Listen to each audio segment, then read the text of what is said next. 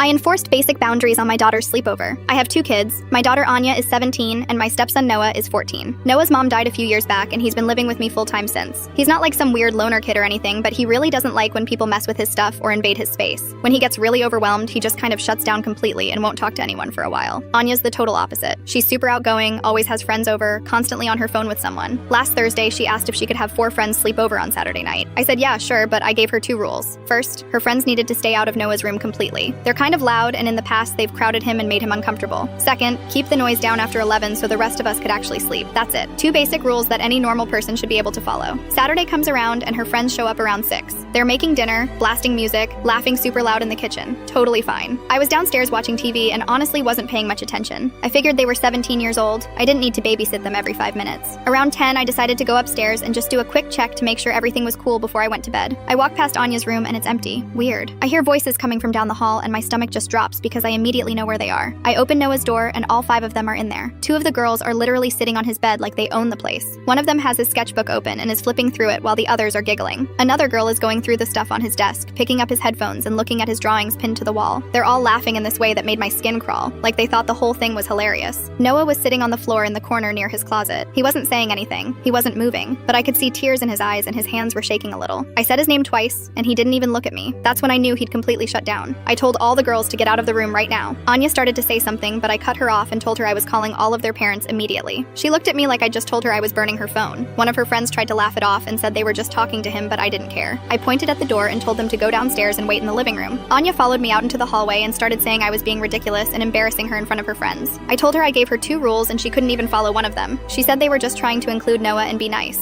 I asked her if he looked included to her. She didn't have an answer for that. I went back into Noah's room and sat on the floor next to him. I didn't try to make him talk or anything. I just told him I was sorry and that they were leaving. After about 15 minutes, he finally said he wanted to be alone for a while. I told him that was fine and left him there with his door closed. I went downstairs and called every single parent. I explained what happened and said they needed to come pick up their kids. Anya stood there the whole time with her arms crossed, staring at me like I was the worst person alive. Her friends were all sitting on the couch looking at their phones and whispering to each other. Within 40 minutes, all of them were gone. The second the last one left, Anya absolutely lost it. She started yelling about how I humiliated her and ruined her night and how her friends were never going to talk to her again. I told her to go to her room and that we'd talk about it in the morning when she calmed down. She slammed her door so hard a picture frame fell off the wall in the hallway. I checked on Noah again around 11. He was in bed with his headphones on, staring at the ceiling. I asked if he was okay and he just shrugged. I told him I loved him and left him alone. The next morning, Anya still wouldn't talk to me. She came downstairs, grabbed a granola bar, and went back to her room without saying a word. I tried knocking on her door around noon to talk, but she told me to go away. Noah spent most of the day in his room too, but he came down for dinner and seemed a little better. He didn't bring up what happened, and neither did I. It's been 3 days now and Anya's still giving me the silent treatment.